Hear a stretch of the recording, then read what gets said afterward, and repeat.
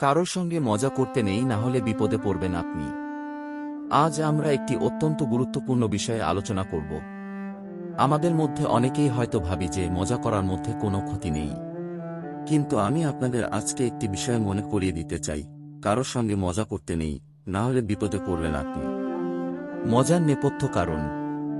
মজা করার পেছনে সাধারণত থাকে বিনোদন ও হাসির আকাঙ্ক্ষা। আমরা অনেক সময় বন্ধু বা সহকর্মীদের সঙ্গে মজা করি, তাদের খুশি করার জন্য বা পরিবেশকে হালকা করার জন্য। কিন্তু মজারও একটি সীমা থাকা উচিত, যা অতিক্রম করা উচিত নয়। কারোর আত্মসম্মান, অনুভূতি এবং ব্যক্তিগত সীমারেখা যদি মজার কারণে ক্ষতিগ্রস্ত হয়, তবে সেটি মজা নয়, বরং নির্যাতন বা মানসিক অত্যাচারের শামিল হয়ে যায়। মজার নেতিবাচক প্রভাব।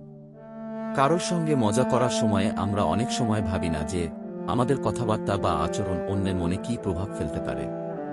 উদাহরণস্বরূপ, যদি কাউকে তার শারীরিক অবস্থা বা সামাজিক অবস্থান নিয়ে মজা করা হয়, তাহলে সেই ব্যক্তি মানসিকভাবে কষ্ট পেতে পারেন।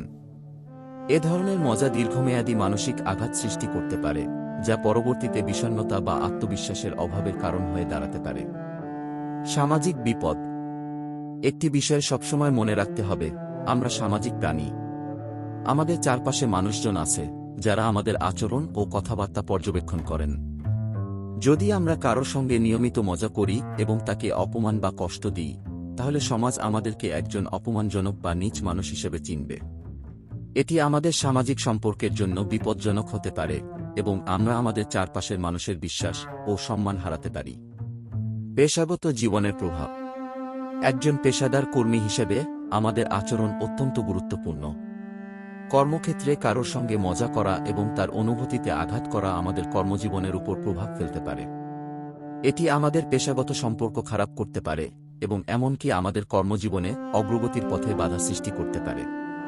আমরা যদি আমাদের সহকর্মীদের সম্মান না করি, তাহলে তারা আমাদের প্রতি শ্রদ্ধাশীল হতে পারেন না এবং এটি আমাদের কাজের পরিবেশকে নেতিবাচকভাবে প্রভাবিত করবে। মজার সীমারেখা। মজা করার ক্ষেত্রেও কিছু সীমারেখা থাকা উচিত। আমাদের জানা উচিত কখন মজা করা উচিত এবং কখন নয়। মজা করা উচিত এমন বিষয়বস্তুর উপর যা সাধারণত সবার কাছে গ্রহণযোগ্য এবং কারো আত্মসম্মানে আঘাত করবে না। মজা এমনভাবে করা উচিত যাতে সবার মুখে হাসি ফোটে এবং কেউ কষ্ট না পায়। আমাদের উচিত সবসময় সচেতন থাকা, যাতে আমাদের মজা কারো জন্য বিরক্তির কারণ না হয়ে দাঁড়ায়। ইতিবাচক মজা। মজা করারও ইতিবাচক দিক আছে।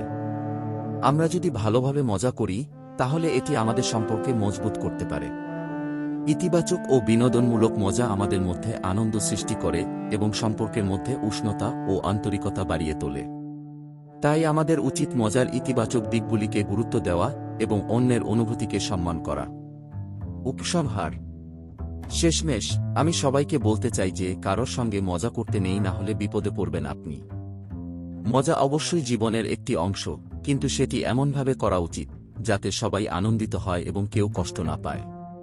আমাদের উচিত সবসময় সতর্ক থাকা, যাতে আমাদের মজা কারো জন্য বিপদ না হয়ে দাঁড়ায়। আসুন আমরা সবাই মিলে এমন একটি সমাজ গড়ে তুলি যেখানে সম্মান ও ভালোবাসার মাধ্যমে সবাই একসঙ্গে এগিয়ে যেতে পারি। ধন্যবাদ।